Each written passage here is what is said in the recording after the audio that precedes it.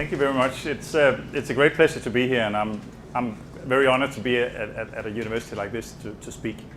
I enjoy very much to come to America because, I mean, first you're always generous and friendly people, very hospitable and gentle people. But then the other thing is that for me it's such a pleasure to come to America because there's so many things here for me to do. So being a little bit rude in my introduction, I'll try to go through what we have done. And I'm sure in the introduction I sure that Denmark and Vermont has a lot in common. I think Vermont is a different state. I mean, it's the most Scandinavian state in America, seen from my perspective. I've been many places. I think the other state that's very familiar with Denmark is Texas, but I'll come back to that. You probably don't think that is true, but it is kind of, because that's their sense of freedom and their sense of being their own bosses is very similar to how we think in Denmark. So there's two different sides of this. My little speech here will be an introduction to a discussion that I hope that you will participate in. But I'm not really used in lecturing like I'm the smart professor that knows everything. I don't. And I'd be more than happy if you interrupt me and ask questions. So do that. That'll give a much more lively discussion in the room, and you will also feel free. I mean, there's no such thing as a dumb question. It's only the answer that can be dumb. So to say something about my background, I'm from this island. I'm born and raised on Samsø, so therefore I'm a Samsø citizen, which means a lot for communication because people know my family. They know where I came from, and they know my grandparents and my grandparents. Not always for the good, but also for the things they did, the life they lived, and all the things that is kind of included in community. And this knowledge is important for my approach or my appearance in society also because I am connected to a history. I'm not just a wise guy that comes in from the capital or from Copenhagen, from a central place, kind of telling everybody what to do and then leaving again. I might personally leave again, but my history stays. And this is interesting because this also gives me a lot of responsibility in what I do and what I say.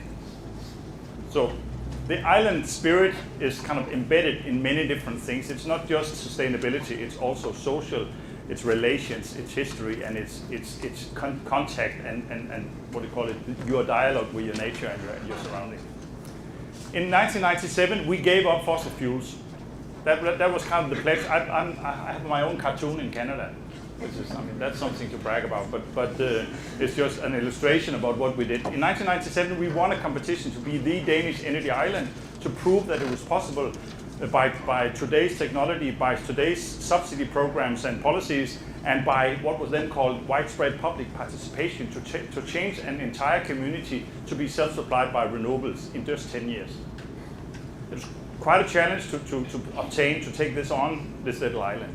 And we won it. It was more or less a top-down thing. It was the government of Denmark that decided to do that because we had a minister, Mr. Svend Auken, who was a very, very ambitious minister. He went to Kyoto to one of the first COP meetings where they discussed the climate issues, and they decided, or he announced in Kyoto at the COP3 that Denmark would reduce our CO2 emission by 21%.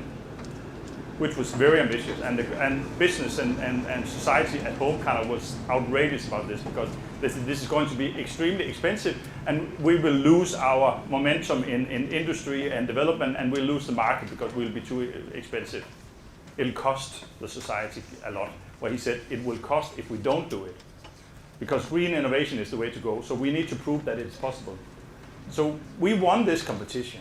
We, being the mayor, the chairman of the business association, and some consultant from outside, they sent in this proposal. It was not widespread public participation at all. It was really top down. And then we won it, and it was announced in a local newspaper. It was so nice. Now Samsø is a Danish renewable energy island. What do you think about that? Isn't that just fantastic? And people said, yeah, it'll be a short moment, and then it'll pass, and we'll continue our daily life.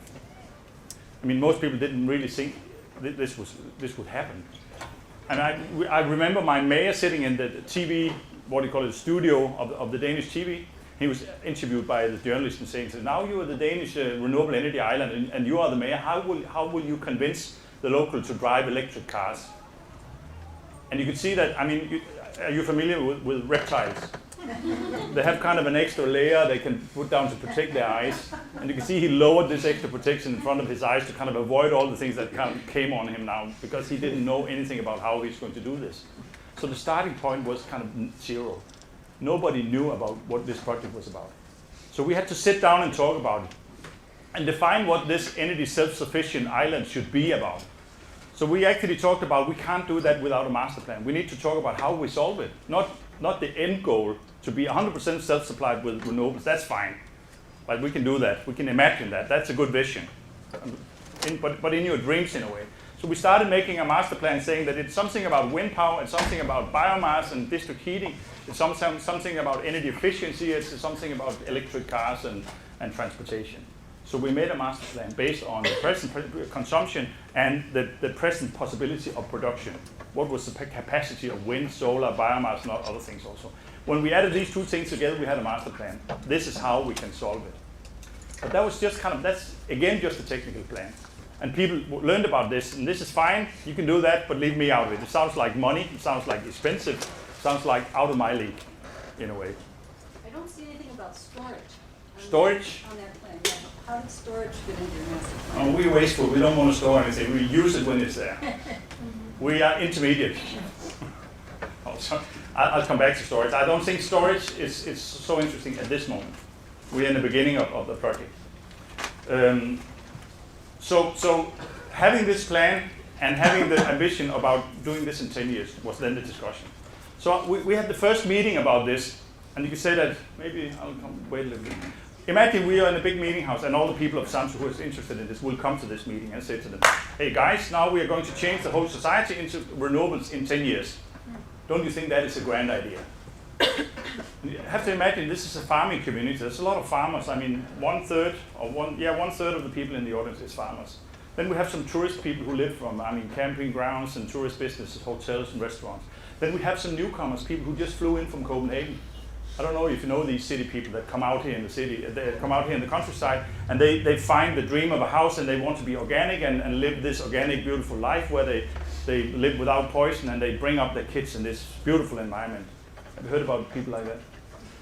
You probably maybe know some of them. Maybe you are some of them. But we have these newcomers also on Samsung. They come over there on their holidays in the summertime and it's beautiful and they buy this really cheap house that is actually a leftover house from a farm that bought a small farm and then took the land and kind of tried to sell the farmhouse.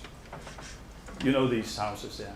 With the little plot of land so they could grow the organic farms and have a horse and a couple of sheep there. A beautiful dream.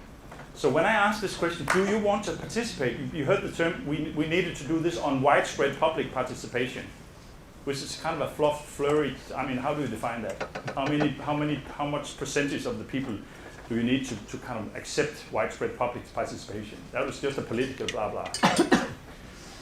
So then I asked the question, do you want to participate? I need you in a work group to make you participate and make you co-owners of the project. Anybody who sign up for this? And you have still the farmers over here. They kind of hesitate. You know, the culture of farming is that they don't really speak out loud what they think. They think and then they wait to see what the other guys do. And then at the next meeting they attend with some of the guys here, they'll ask, oh, you also attended this meeting 2 days ago. What do you think about it? I don't know. What do you think? Nobody wants to give in here a little bit because you don't want to show off in a way, or you don't want to show that you are interested if it's not interesting for the society. There's a lot of control here. So the farmers, they kept their mouth shut. And the local people, the tourist people, they didn't really know about wind power and all the other things because they probably scared tourism away. So they didn't really like the idea about self-sufficiency. They liked green, but not so green. Not that green. So they also kept their mouth shut. But this this new person that just moved over here, maybe you can be that one. You want to help me here? You have to show a little enthusiasm and kind of raise your hand and say yes when I call you. Sorry. Anybody who wants to participate in a volunteer work group to kind of make the citizens active in this process. Woo! Right? And you're the guy that just bought this house down the road that everybody knew has been for sale for years because nobody wanted to buy it. And all the farmers here said, we knew, they know this. They know this guy because, who else would buy it? So they kind of thought that that's what we thought. It's a real hippie project because it's supported by hippies only. So it's a good thing we stayed out of it. We kept our mouths shut. And the rest of the guy kind of leaned back and relaxed because the farming community, they kind of voted and said no. So you're left alone here. And I could have bit my tongue off because I knew from by heart that was the wrong approach to a project like this, because we didn't define what's in it for me before we announced the project. And I'll come back to that. What's in it for me is one of the key words for this. The other thing is, how do you define your community? Who is the community leaders? Well, you can maybe say that is the people we elect for government or for decision making, but maybe it's not really. So I created a new word called commonality. I don't know if that's right, but maybe there's people from literature here that can tell me right. But commonality is a kind of contraction of community and common. So the commons or the common ground is an interesting value of a community. In the old days, a common was an area that everybody had access to. It was not owned by anybody, it was owned by the community, and they shared this common. You can also have common access to water, common access to firewood, common access to fishing, and other things, to grassland, to hillsides. Now, today, everything is owned by somebody. So there's no such thing as a common anymore, and you can't really discuss how you administrate the common, but that was a big thing in the old days because everybody was depending on the commons. So the common was a kind of a currency, it was a value for the society, and I bet that they really discussed that big time, how did you administrate that. I don't think they agreed so much, but they had to, because otherwise they wouldn't survive. Because Samsø is a beautiful area. I mean, it's similar to this. We have great seas and great skies, and it's really beautiful. And it's also an island. So we can say that we are the protectors of a beautiful place, but we also the people who live there. We are the community. So how do you define a community like this? This sustainability thing, I mean, that's a long discussion, but what is sustainable? How do you define sustainable? I mean, everybody uses it as kind of a fashion word. It's just everything can be sustainable in many ways. And sustainability, I think we need to discuss that every time we take on a new project. We should define and decide what is sustainable in this project. There's no such thing as permanent sustainability. It's a thing that changes all the time. And I think we need to discuss that. I think one goal could be, one shot could be to say that it is a little thing that differs from the regularities, where you allow biodiversity to exist. So it's kind of a coexistence of other species also. You can actually accept that there's some trees and some disturbance in your planning here. So sustainability is actually that you take considerable what do you call it feelings in the way you organize it. I'm not very good at it. The other reasons to do this is climate change, security of supply, and industry. This is kind of the business approach to what we do here. This is what everybody can accept. Yet, of course, we need climate change approaches. We should adapt climate change programs. Serious. We know about climate change, and we should do things about it.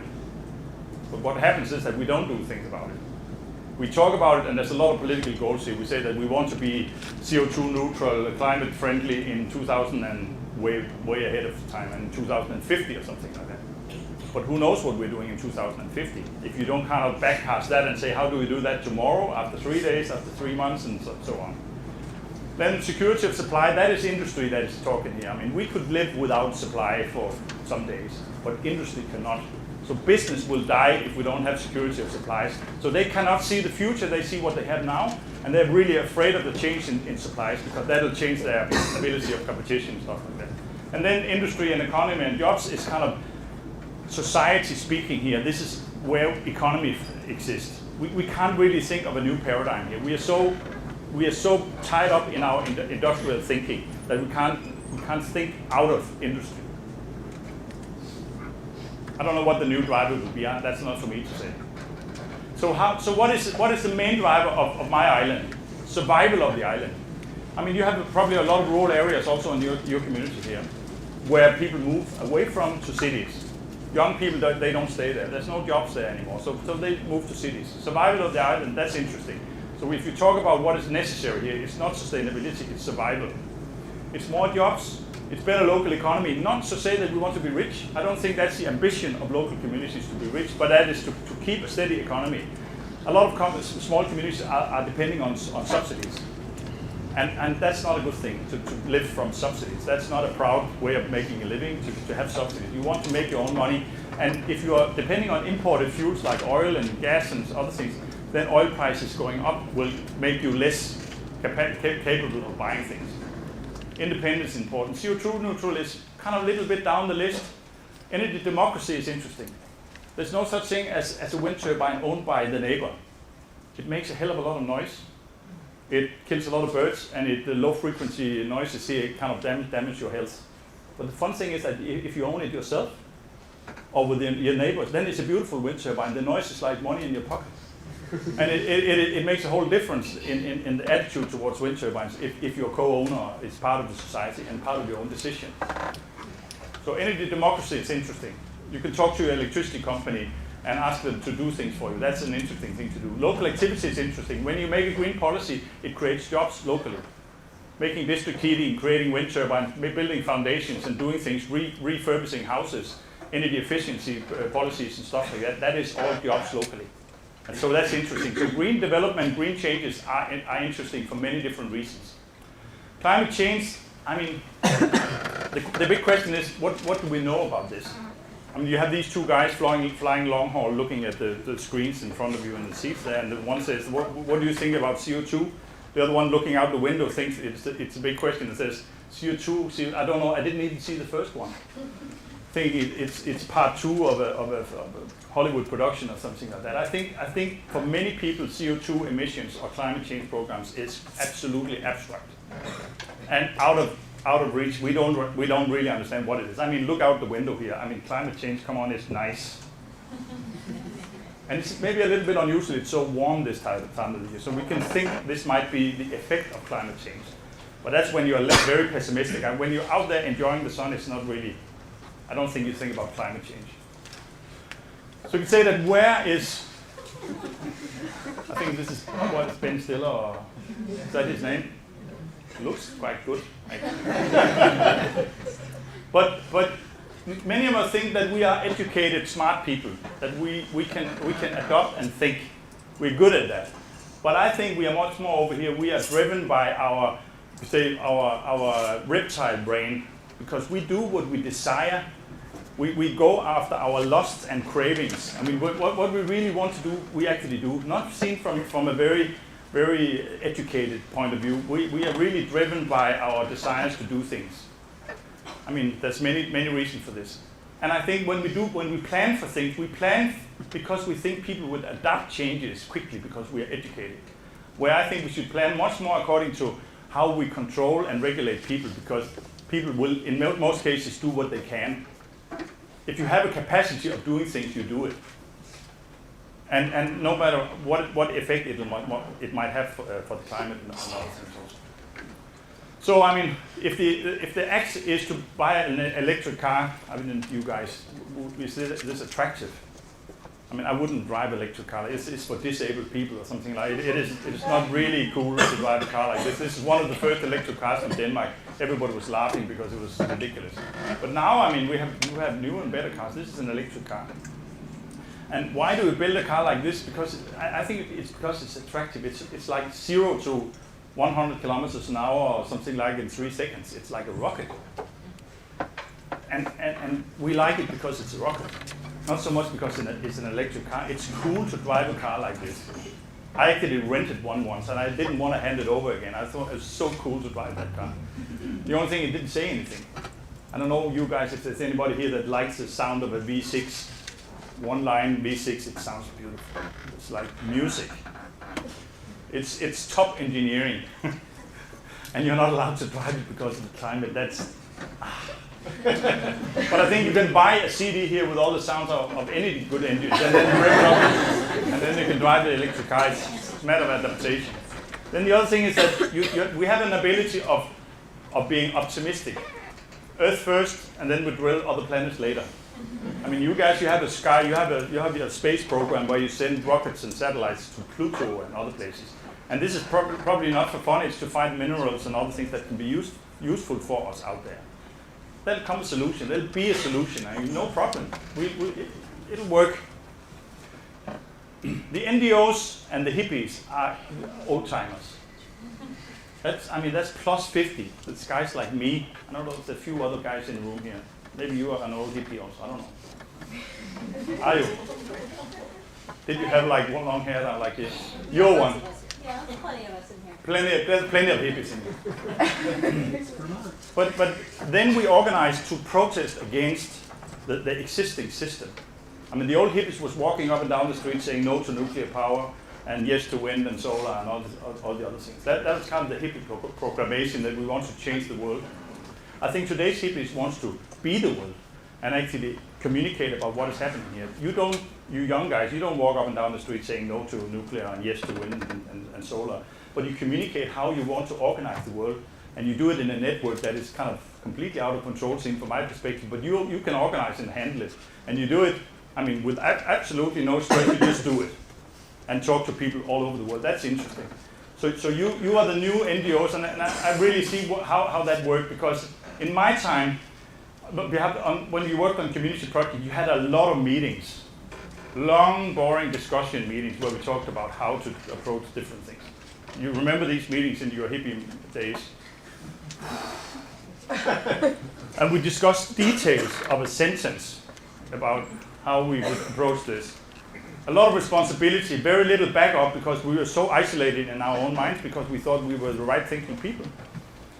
Declining memberships because people got tired and fed up by all these right thinking people. A possible position as chair for the organization because nobody else wanted to be the chair. Strong position for own ideas, because if you kind of kept your mouth shut, you probably would get, and the meeting would end sooner. And then access to very limited resources. And this is probably not a business plan for anybody, but this is how most of the opposition was created in the old days. And these people, they made, straw bale houses, and the first movers, they were these eco-village people.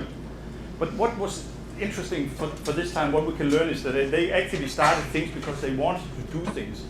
So this campfire kind of image of an idea is kind of a burning platform. So creation of a burning platform where you meet and where you talk about what to do and what not to do is interesting. But when you can gather people around this platform, you're in business.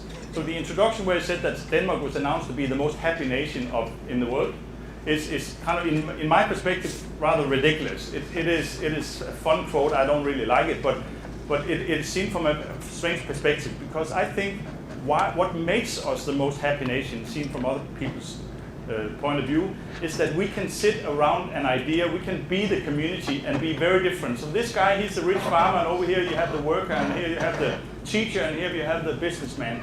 And we still sit around the same campfire and discuss the same ideas, and we are very, very different. And we most probably disagree with most things we're talking about. But we know that we have to stick together to keep the campfire going. Somebody is bringing the beer, somebody is bringing sausages and then maybe a fish, and somebody is bringing firewood, and then we'll make it happen. But we know who we can turn to if we need something for society, which is interesting. And this is where the satisfaction or the trust is, that we trust this to happen, and it will happen. And we don't have to do everything to make it happen. We can also just join it and see it happen and be part of it, kind of a little bit in the beginning, and then be more included in the project.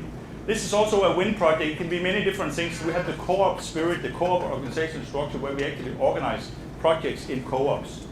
Cooperatives where you can have a big investor and a small investor in the same cooperative, and they still have one vote when we do the kind of voting about what to do and what not to do. I mean, this leads to people investing in solar panels. This is my old math teacher. I didn't like him much when I was a young guy, but when he has his first calculator with a solar charger on it, he said it would be so cool to have a solar charger on my roof. Now he has a solar panel on his roof, and he has been quoted in, I think it was National Geographic, for saying that it's so much more fun to have my retirement pension on my roof than in the bank. And I think that is so true, because this guy, he enjoys to see he is producing things. So he's got a meter sitting in his entrance where every time he passes his meter, he's looking at his meter, because we have a system in Denmark called net metering, which means that we are allowed to let the meter run backwards. If we produce more than we consume, this is kind of set by law. And if we produce more, then we are exporting. And if he sees that his meter is running backwards, then he knows he's exporting, and then he's a happy man. He'll probably buy a bottle of wine for his wife and for dinner for the evening, because he's now a producer. I'm an energy producer. That's cool. I'm in business. But if it's not, if it's a cloudy day and he's not producing, then he's in trouble, and he'll run around and shut down the whole house because he don't want to buy anything from big electric. So this is, I mean, this awareness is interesting. This is what it has been created. This is the Energy Academy. We also have solar panels on our roof. So my institution is self-supplied by electricity. So this has been kind of the policy that we are establishing units of production that will make us sustainable. But the discussion is still kind of discussion about consumption. This is America, seen from my perspective. Here we have the president, no offense made, but this is just an example. It could be Denmark, the president. This is a resource, and this is the consumption. And I mean, I could ask you, anything wrong with this picture? It's obviously out of balance completely. So this is what is happening. We've had, for a long time, we have a much bigger footprint than we can afford. Some people say we live from the resources made by 3 Earth planets or something like that, which is a very complicated calculation. But I think everybody knows that we are living a little bit better than we should. How we bring this, for many reasons, strong little donkey down on the ground again is that we pump more oil. That's been the solution for that also. Pump more oil, produce more energy, and then serve that in community. And force this donkey down on the ground and get some forward motion again. But the problem is that this bar is about to break. And we need to take off some of the loads here. So this is the big house, the big consumption, the big car, the many flights, and all the things here on this wagon, and we need to discuss how we do that. So this is also a discussion about energy efficiency. This is maybe energy storage also, because I think we should start with energy efficiency and cut down on consumption. Because for many reasons we're over-consuming without any reason, just because we are administrating too much. We think we can solve problems by putting more appliances. If the house is too hot, we put in air conditioning. If it's too cold, we put in heat appliances. But we should just build a better house. Better insulation, better windows, better stuff in general. We can easily do that. But because we want to have a cheap house, we buy cheap stuff. So it's not good enough. And then we kind of, in time, accept that problems are there. We put in systems that will operate for us. So we use way too much energy. Just to give you a brief example of what we did, we have changed a lot of space heating to district heating. So all these villages on Samsung, we have a lot of villages, they are now supplied by district heating. And all these heating furnaces, they use biomass from the island, wood chips or straw from the farms, and then solar panels. And 75% of all heating is now produced locally from own-produced biomasses. And then we have wind turbines. We have 11 big wind turbines onshore, 11 megawatt, and they produce all the electricity we need on a yearly basis on the island, which is 23 million kilowatt hours per year. And then for the compensation for transport, we have built 10 offshore wind turbines, just 4 kilometers off the coast, and these turbines are producing all the energy that is kind of we use for transportation. That is kind of a little bit of cheat because we don't transfer that directly into batteries, but we export that electricity to the mainland, and then we reduce CO2 emission by the same amount as we produce from the cars. So that's a compensation, and we hope in due time that we'll have electric cars. We have changed all the public cars in the municipality are now electric, and all the mail or what do you call it, postman cars are also electric. So we're getting there, but slowly. And this year the municipality just bought a new ferry, so that will be run on biogas, and hopefully also electricity for some of the appliances with the big battery. And we use just proven technology. There's no such thing as it's not rocket science this year. This is what you can buy in the shops. District heating is quite interesting also. This is just big furnaces, and then we dig down pipes and send it around in addition, what do you call it, in a central heating system with pipes. And this is also kind of what you can buy in the shop, and it can be fixed and handled by local plumbers and tradespeople. Can I ask a question about that? Yeah. What's the smallest town that makes sense for district heating? We have a town with 80 houses. Thanks. That's small. That's maybe also a little bit too small, but that's very small. How small is small in your perspective? Well, I'm just wondering. Yeah. Okay. Burlington's pretty big, but a town of 1,000 people. No, that can easily be done. So we have this decentralized structure. You can say that this burning platform is essential, but we have a system of many different producers feed into the system. And you can say this is possible because we have a Danish energy law that allows us to do that. We can actually connect by law to this. So if we have a solar panel on the roof, we are allowed by law to connect to the electricity system. And there's also what we call a feed-in tariff, which means that we have a guaranteed minimum price per kilowatt hour that we'll get for electricity produced from wind turbines, solar panels, or biomass, or any other means here, which secures the individual house owner to be part of this also, because he can go to the bank and say, I have a budget, and I know what the price is per kilowatt hour for the next 10 years, because that's secured for me by law. But how far up can that scale? I mean, it seems like the only reason you get away with that is you're a small island, you're being buffered by the rest of the country. If you haven't dealt with the storage issues, if you get all these stochastic sources like solar and wind, how do you make that scale up to a whole country? I'm puzzled about your storage question. Why do I need the storage? Well, because of the fluctuating nature of its power sources from solar and wind. But we have a big combination of combined heat and power and solar and wind. And you could say the storage is in straw and the hot water in the solar in pipe systems. I mean, and then we're interconnected with Norway and Sweden and Germany, and we are part of a big North European energy structure. So there's always energy somewhere. You could say the storage is maybe in Norwegian and Swedish hydropower stations with big hydro dams. So when we have a lot of wind, they don't need to use the electricity, the water from the dams. Sometimes they can actually even pump water back in the dams if there's too much wind, because you can't use it here now.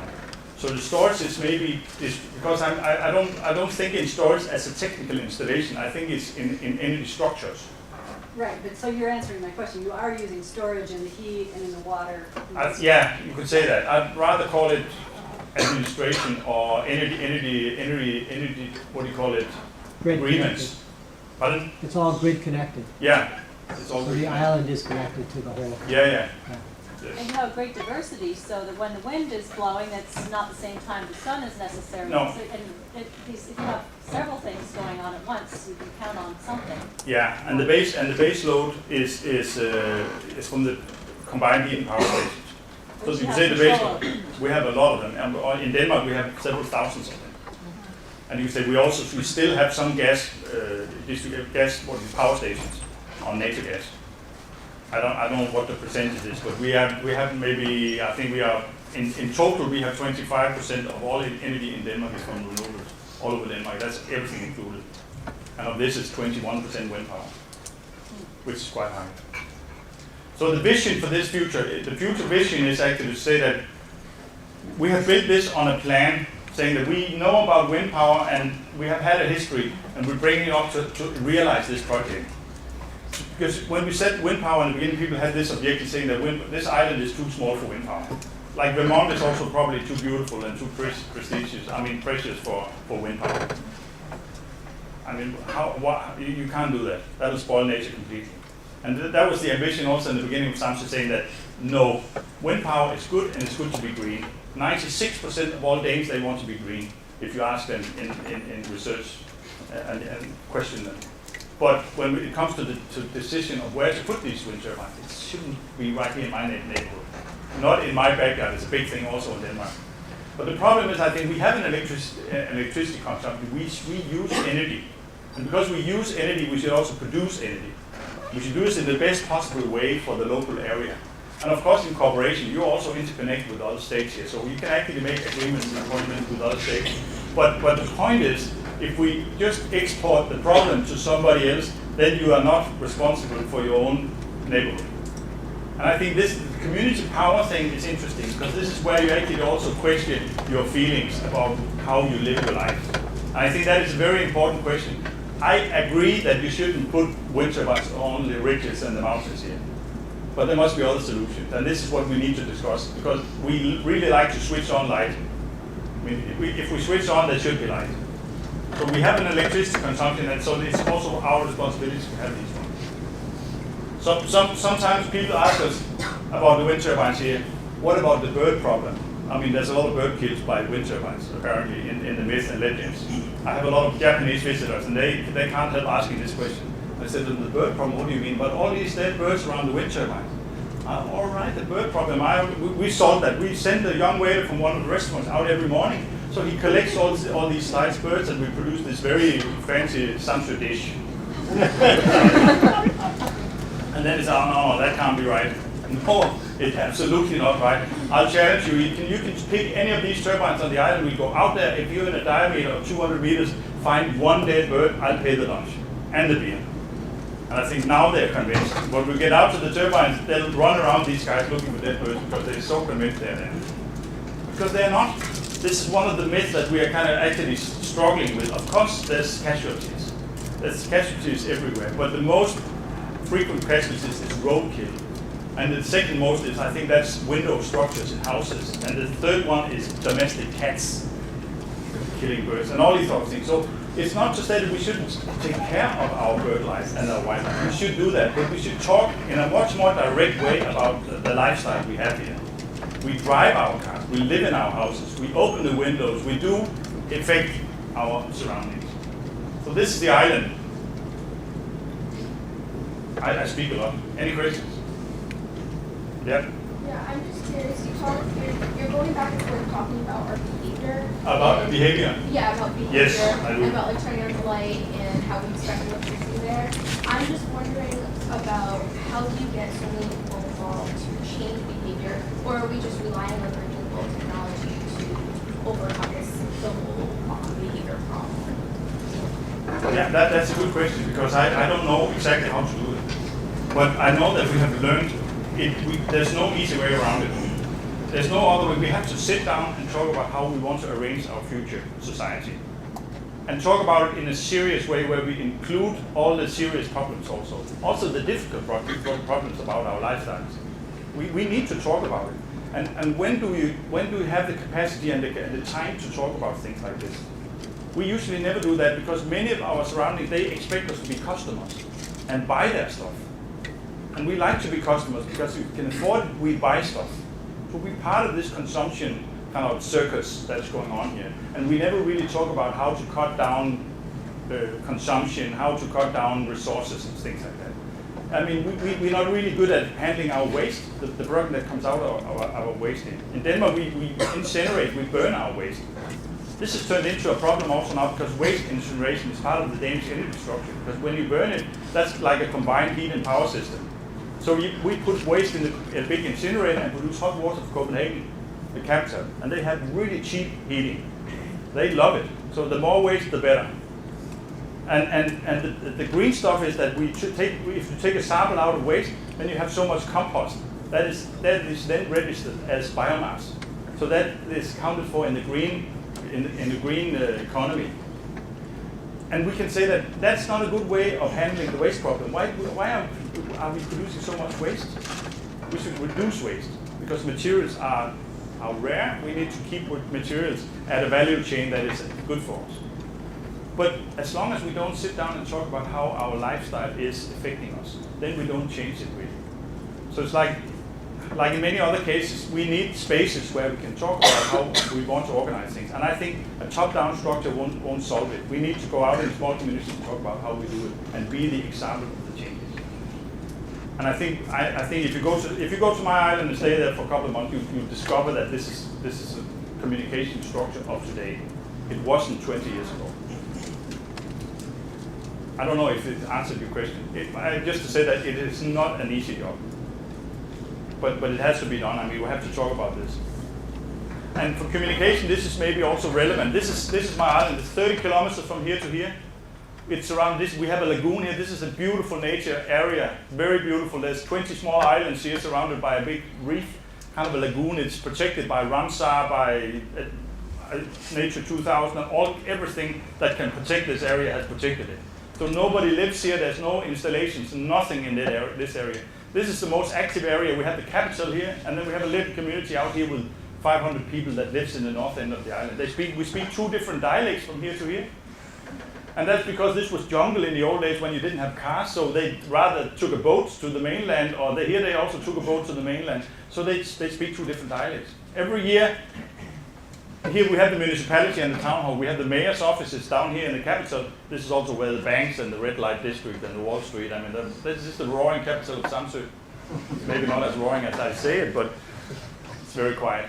They go out here, they have a meeting with the local people out here in the north, and every time they say, we think that too many decisions politically are made centrally over the heads of people in the North Island without listening to the wishes and you could say the ideas of the North Island people.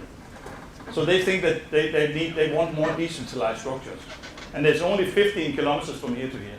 So this tells me that democracy is really difficult, and how do you actually approach people and talk to them about changes? Because they don't feel included in the decision making in the South End. And this is really funny. So this is Denmark, this is Sweden over here, Copenhagen is here, and down here you have Germany. I don't know, have you been in Denmark? A few of them. Denmark is a little land. I mean, there's 5 million people living there. It's a very little nation. We're surrounded by the big nations like Sweden and Germany, but we feel very superior and big here. But you can see Samsø is right in the center of Denmark. This is my island right here. This is I know that already. I mean, we are the center of Denmark. This is Europe, the new member states, and we have all the downs. You can see Samsø is right in the center of Europe also. So this is the world. And this proved nothing that we are just proud of our own home. But you could say that this is maybe also important for the discussion. We can't export our problems. We know that we are in the center of the next intelligent move we're going to make. The next step will be taken from home, and not because of somebody making a UN climate report or any other actions here, the climate top meetings or any other things here. This will not happen unless you do things at home. So this is again for the communication that I don't think that the global community can do anything about this. I think it's too complicated and too ambitious. It just won't happen if we are not step by step doing it in the local communities and proving that we can make changes and prove also that it is in a visual way and a communication way. And I think you guys, especially you students here, maybe not the old hippies, but some of you are probably also good at it. But send out the message and start communicating about this. I mean, we have a lot of people from Japan and Korea and America and other places who like this and who like to be part of these stories and also like to be included in this. And I think if we start movements many different places at one time, it's much better than a climate top meeting in Kyoto or wherever it is. To make this happen, we need reliable policy. I don't know, any of you are studying policy. Do you believe in policy? Does it work? Yes. Yes? Sometimes you trust the White House to make the right decisions. Well, the lack of policy is also calamitous. But the problem is we're creating so many centralized organizations that they are bureaucracy. They are a project in itself. So they are not really representing us, the people, anymore. They are representing kind of a business thing. This whole policy business is kind of like a circus. They replace themselves in many ways. They are not representing you. We need brave politicians. Are you familiar? Do you know any brave politicians? Yes. Who's your favorite? Bernie Sanders. Bernie Sanders. He is a local politician. Senator. All right, he's a senator. Any other? Do you young students? Do you know any brave politicians? Can you name any? You're not a young If you were to elect your politicians in a future election here, who would you vote for? What type of election? Well, one that means something for you, for your area. SBA. But then this is not to embarrass you or anything like this. But this is typical everywhere I speak. That this is a very you're not really aware of your capacity as a voter, and you're not really. I mean, you're not really focusing on this. This is not really interesting. But I think it's maybe the most interesting to think about how we can actually activate this area and talk about it, because we need brave politicians, and they have to come from you.